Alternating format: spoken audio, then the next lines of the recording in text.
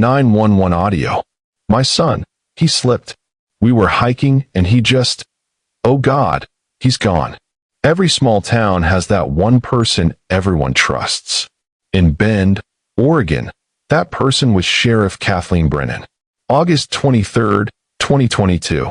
Her 17-year-old stepson, Ethan Wayne, disappeared during a hiking trip. Authorities called it a tragic accident. But 3 weeks after they stopped searching, a hunter's wildlife camera captured something impossible. Ethan Wayne, alive, days after he supposedly fell to his death. This isn't a story about an accident.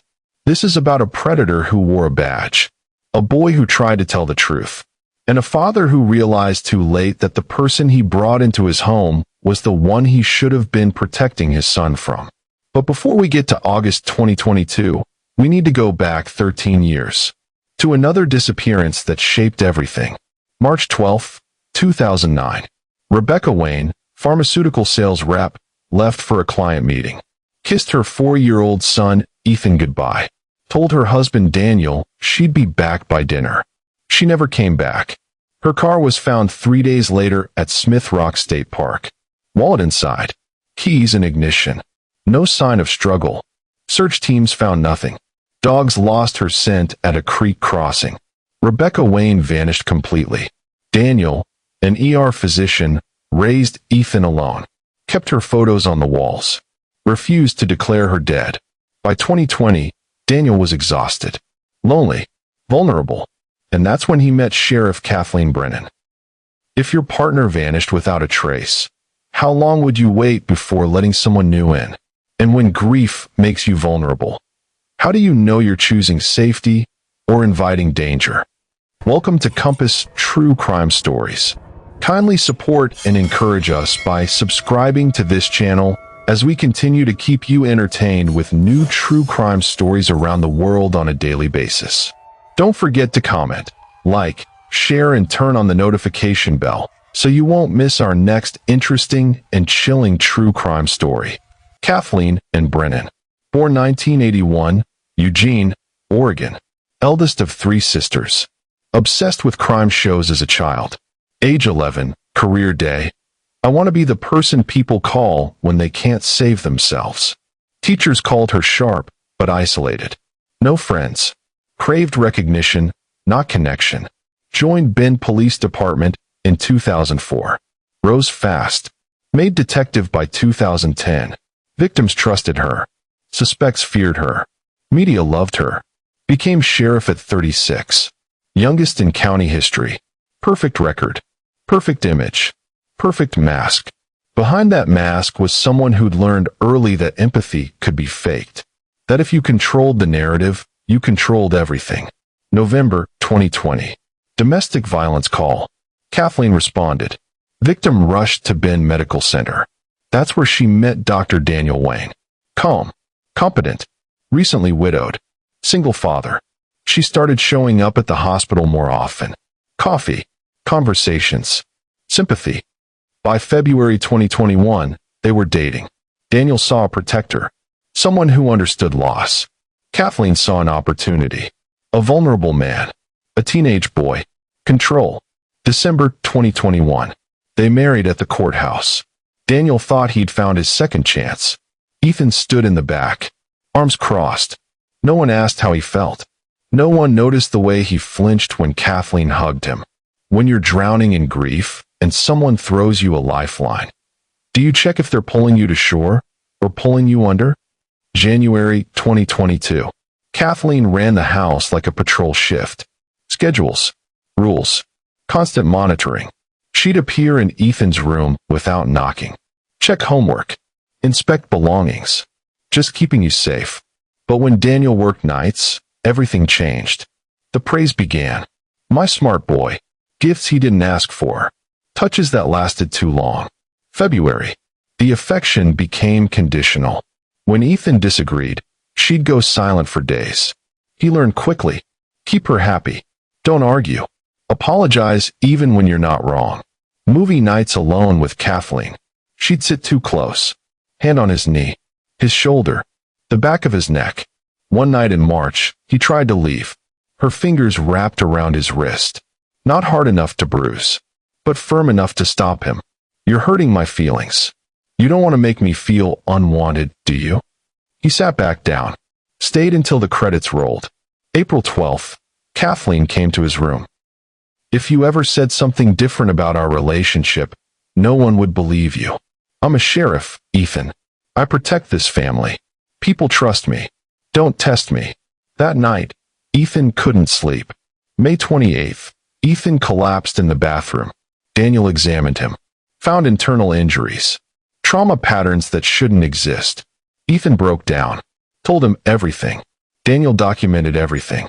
Scheduled a meeting with Oregon State Police for June 20th. 3 weeks away. Time to build an airtight case. But Kathleen found his search history on June 10th. Reporting law enforcement misconduct. Protective custody for minors. She opened a new browser window. Typed, remote hiking trails near Bend. June 12th. Dinner. Kathleen announced she was taking Ethan hiking. Quality time before senior year. Daniel's jaw tightened. Ethan's eyes went wide. Daniel should have said no. Should have called the police right then. He didn't. Just 3 more days until the meeting. June 14th. Ethan wrote a note. Hid it in his desk drawer. If anything happens to me on this trip, it wasn't an accident. She knows Dad was going to report her. Don't let her get away with it. YH. June 17th. They left for Smith Rock. If a child in your life suddenly became quieter, stopped wanting to be around someone they used to trust, would you notice? And if you did, would you be brave enough to ask why? Or would you wait for proof? 2-hour drive to Smith Rock. Kathleen drove. Ethan silent. 12:15 p.m. They arrived. Kathleen checked for cameras. Noted one at trailhead entrance. Hiked Misery Ridge Trail. Steep. Remote. 400-foot drops. 2:30 p.m. They reached the overlook. Let's get a picture. Your dad will want to see we had a good time. Ethan positioned himself near the edge. Kathleen's hand moved to his shoulder. She spoke quietly. You know, if you just kept your mouth shut, none of this would be necessary. She pushed up, be not hard. Not violent. Just enough. Ethan's scream cut short as he fell. Body tumbling. Hitting rock twice. Disappearing into the ravine. Kathleen stood there. Watching. Counted to 90. Then screamed. Ethan. Oh God, Ethan. Pulled out her phone. Dialed 911. My son. He slipped. We were taking a photo, and he went over the edge. Her panic sounded genuine. Her voice cracked perfectly. She'd studied this. Knew what grief was supposed to sound like. Search teams arrived. Rappelled into ravine. Found nothing. By nightfall, Daniel arrived. Kathleen collapsed into his arms. I'm so sorry. 48 hours of searching. No body recovered. June 22nd. Case closed. Accidental death. Body not recovered. Kathleen returned to work June 24th. The perfect crime. No body. No autopsy. No evidence. Or so she thought. How many of us stay silent about suspicions because accusing someone in power feels more dangerous than waiting for proof? Daniel waited. And while he waited, his son fell off a cliff. July 8th, memorial service. 300 attendees. Kathleen delivered the eulogy. I'll spend the rest of my life wishing I could have saved him. Case closed. Life moving forward. July 9th, Saturday morning. James Kowalski, local hunter, reviewing his trail camera footage. Most images, deer, coyotes, hikers. Then frame 447 stopped him cold. Timestamp, June 20th, 2:17 a.m. 3 days after the fall. A figure stumbling through trees. Limping. Torn clothing. Blood visible. He zoomed in. Same hoodie. Same build. Same face. Ethan Wayne. Alive. James called the sheriff's office immediately. I have him on my trail camera. From 3 days after he fell. He was alive. Within hours, Oregon State Police were reviewing the footage. Multiple frames. Different angles. All showing the same thing. Ethan Wayne survived the fall. Was alive for at least 3 days. Everything they thought they knew was wrong. July 10th. Search reactivated. New grid. 5-mile radius. K. 9 units. Drones. 50 ground personnel. Media exploded. New evidence suggests teen survived initial fall. Daniel demanded to join. Allowed as volunteer. July 12, 2:45 p.m. Cadaver dog alerted near rocky outcrop. 3 miles from overlook. Teams moved branches aside. Found him. Ethan Wayne. Remains partially decomposed. Positioned between rocks. Evidence he'd crawled 200 feet trying to reach the trail. He'd tried to save himself. But one detail stood out. Body partially covered with branches. Deliberately placed. Someone had tried to hide him. Medical examiner began autopsy. Within 30 minutes, she called Detective Moreno. This wasn't just a fall. Get here now. Ethan was alive for days. Dying slowly. Calling for help that never came. If you were one of those searchers who walked right past his location, how would you live with that? July 13th. Dr. Patricia Vance performed the autopsy. Fractured femur. Shattered ankle. Broken ribs. Internal bleeding. Cause of death, exposure. Dehydration. Internal trauma. Time of death, June 22nd to 24th. Ethan survived nearly a week. But during internal examination, Dr. Vance found something else. Healed scarring. Trauma weeks to months old. This was chronic sexual abuse. Tissue samples sent to Oregon State Crime Lab. Daniel Wayne submitted DNA voluntarily. Not a match. But Kathleen Brennan's DNA was on file. Law enforcement officers provide samples during hiring. July 16th, results came back. Kathleen Brennan's DNA found in Ethan's trauma sites. 99.97% certainty. July 16th, 7:12 a.m. Oregon State Police at Kathleen's door. Kathleen Brennan, you're under arrest for the murder of Ethan Wayne. Handcuffs. Miranda rights. Daniel frozen on the staircase. Photographers caught everything. By 9 a.m., the story was everywhere. Oregon sheriff arrested in stepson's murder. Investigators searched the house. Found Ethan's journal. Dated entries. May through June. She came into my room again tonight. I told her to stop. She said no one would believe me. I showed Dad the bruises. He said we'd go to the police after my exams. I'm so scared she'll find out. Found the note in his desk drawer. If anything happens to me on this trip, it wasn't an accident. Kathleen's truck GPS showed 2 scouting trips to Smith Rock before June 17th. Search history, remote hiking trails. Areas without cell service. She'd been planning an execution. How many people saw Ethan's pain and mistook it for teenage angst? How many times did he try to tell someone, and they didn't hear him? When a child says something's wrong, why do we wait for proof before we believe them? December 5th, 2022. Trial began. Prosecutor outlined the evidence. DNA, journal, trail camera, GPS data. Ethan Wayne didn't slip. He was pushed. Defense claimed circumstantial evidence. Tragic accident twisted into conspiracy. Medical examiner showed autopsy photos. Jury visibly disturbed. DNA analyst confirmed Kathleen's DNA. 3 separate locations. 99.97% match. Ethan's journal read aloud. Jurors crying. Daniel testified. Broke down on stand. My son died because I hesitated. I have to live with that forever. Justin showed text messages. She's always watching me. I don't feel safe anymore. Trail camera footage played. Ethan, alive, 3 days after Kathleen reported him dead. December 16th.